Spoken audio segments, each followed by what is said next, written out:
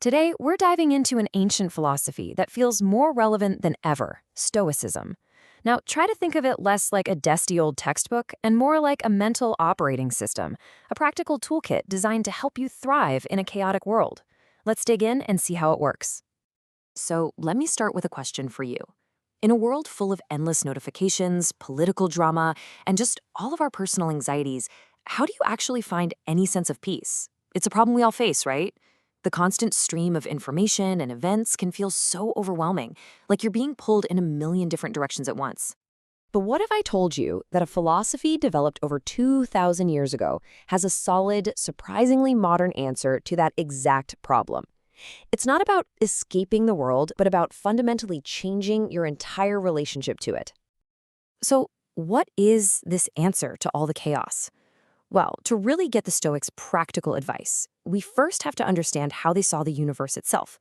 Because for them, the way you should live your life flows directly from how the world actually works. You see, the Stoics believed the universe wasn't just some random, chaotic mess. No, they saw it as a single, rational, and ordered system. And this idea, it's the foundation for literally everything that follows. At the very heart of this worldview is a concept they called the logos. The easiest way to think of it is as a kind of universal intelligence or natural law that flows through and guides absolutely everything. It's like the source code of reality, the underlying logic of the cosmos that ensures everything is part of one giant, interconnected, and purposeful whole. And this idea was ancient even for the Stoics. They were actually drawing on thinkers who came before them, like Heraclitus.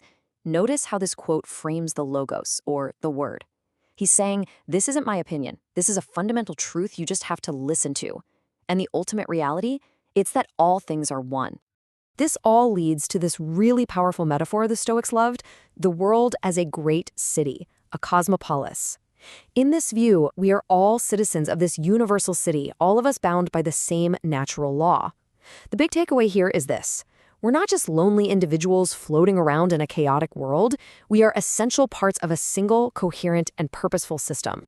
Okay, so if the universe is this rational, ordered place, what's our role in it? And this brings us to maybe the most famous, most practical tool in the entire Stoic toolkit, understanding what you can and cannot control. This right here, this is the dichotomy of control, and honestly, it is a total game changer. The Stoics argued that pretty much all of our suffering comes from mixing up these two columns.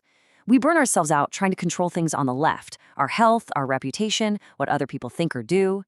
The Stoic path is to pour all of your energy into the column on the right, your judgments, your decisions, your character, because that is the only place where you have any real power.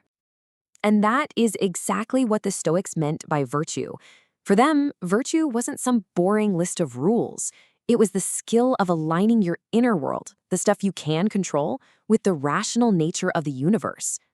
True goodness, happiness, and peace, they all come from mastering your inner world, no matter what's happening on the outside. So that all sounds great in theory, right? But how do we actually do this? How do we master our inner world when our emotions can feel so powerful and automatic? Well, the Stoics had this really radical view of what we call emotions. They saw these powerful feelings like blinding anger or paralyzing fear, not as unstoppable forces, but as perturbations, basically disturbances caused by faulty judgments. If you get furious, it's because you've made an error and judged that you've been seriously harmed. And here's the kicker. If it's a judgment, it can be examined, and it can be corrected with reason. Let's make this super practical. Imagine someone insults you. Step 1, an impression appears in your mind. I've been harmed. Step 2, and this is the magic moment. Pause. Don't just automatically agree with that initial thought. To assent just means to agree with an impression, to say, yep, that's true. The Stoic practice is all about creating a little bit of space right before you say yep. Step 3. In that space, you reflect. You ask, are the words themselves the source of the harm, or is it my judgment that those words are harmful? All the power is in that pause.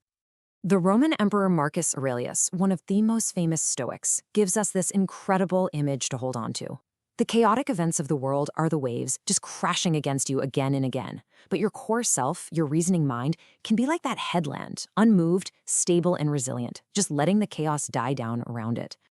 And this idea of accepting our place in the grand order was central to all Stoics, from emperors like Marcus Aurelius to former slaves like Epictetus, who wrote this.